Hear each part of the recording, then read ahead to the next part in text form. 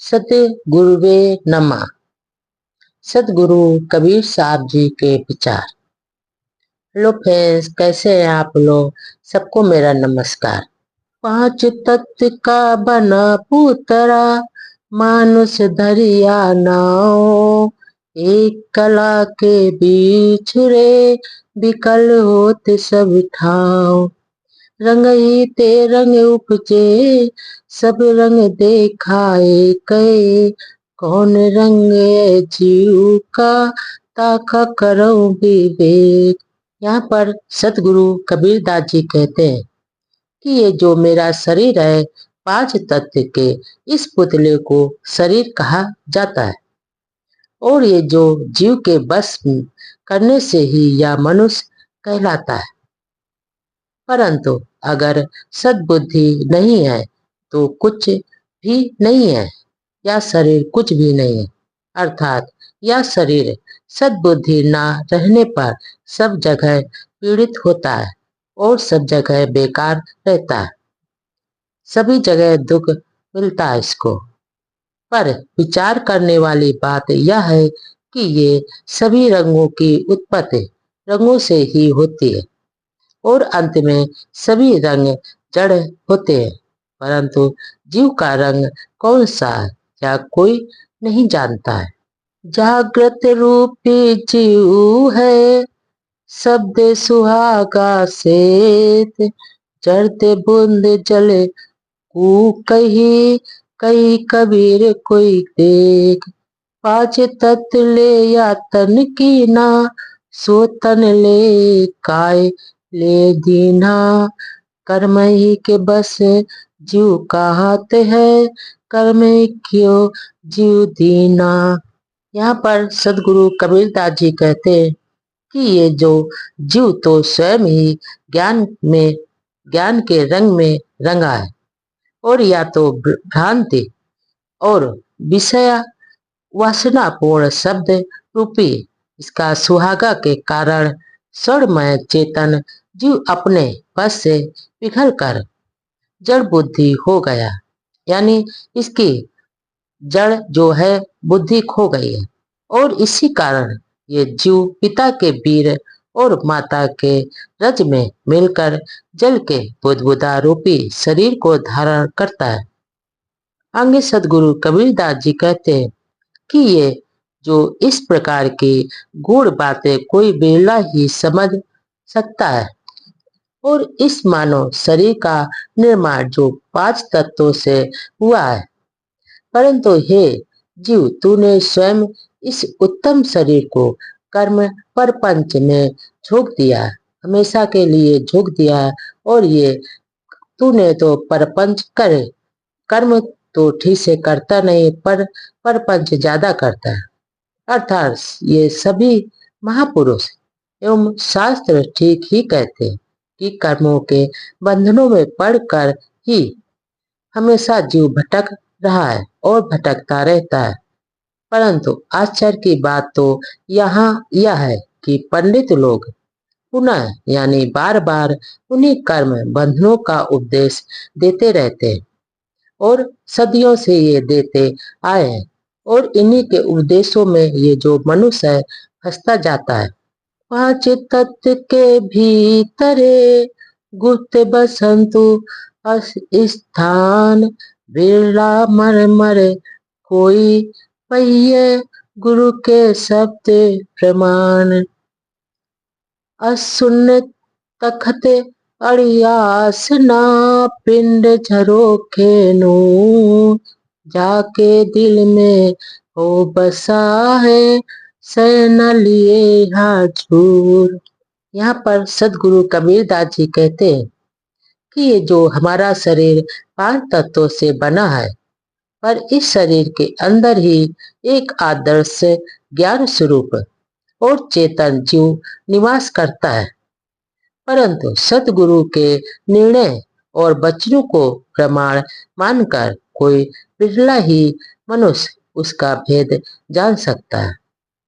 हे जीव, आगे सदगुरु कबीरदास जी कहते हैं कि हे जीव, जिसने ये शरीर की इंद्रियां और झरोकों से अपना ज्ञान प्रकाश को फैलाया है और वही सत्य चेतन स्वरूप ही तुम्हारे भूमिका है और वही अविचल स्थित और भूमिका मय के रूप में ज्ञान प्रकाश की सेना को लेकर सभी दिलों में उपस्थित रहते हैं।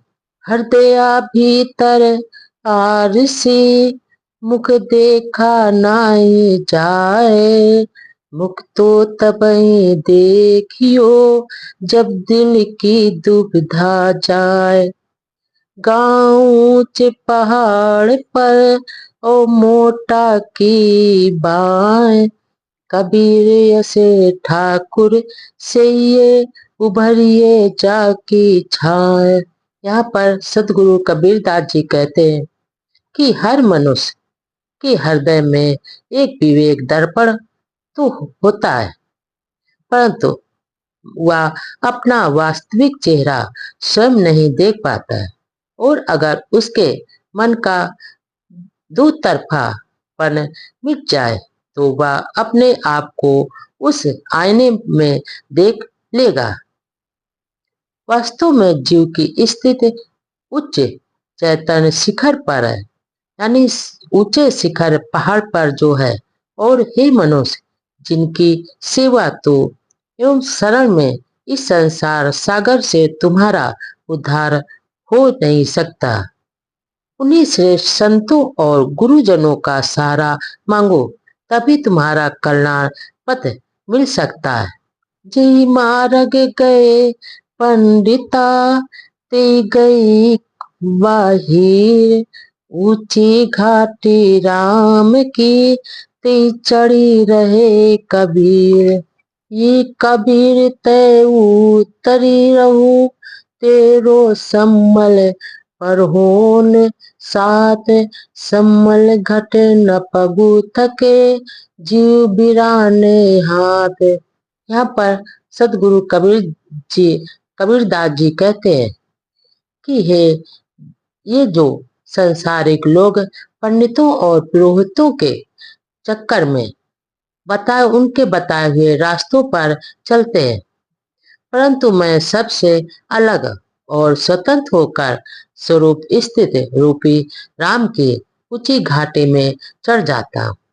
और ये जो संसारिक जीव है तो अज्ञानतावश दूसरों के हाथों की कठपुतली बने हुए हमेशा भटकते रहते हैं और भटक रहे हैं।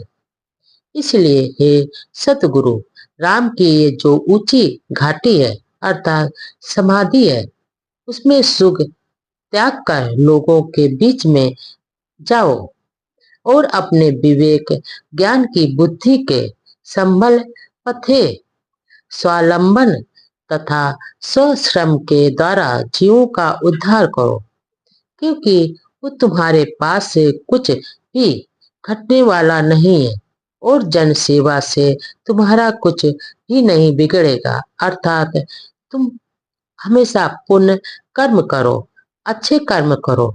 कबीर घर का शिखर पर जहाँ सिल हली गैल, पाँव न टिके पपील का, तहाँ खल कन लाद बैल।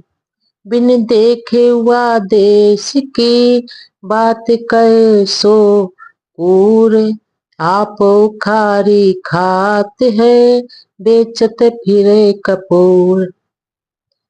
यहाँ पर सतगुरु कबीरदास जी कहते हैं कि ये जो जीव की चिरतन स्थित उसके अपने सर्वोच्च चेतन में ही हमेशा स्थित रहती है, परंतु उस तक पहुंचने का रास्ता फिसलन भरा है, वो हमेशा फिसल जाता है।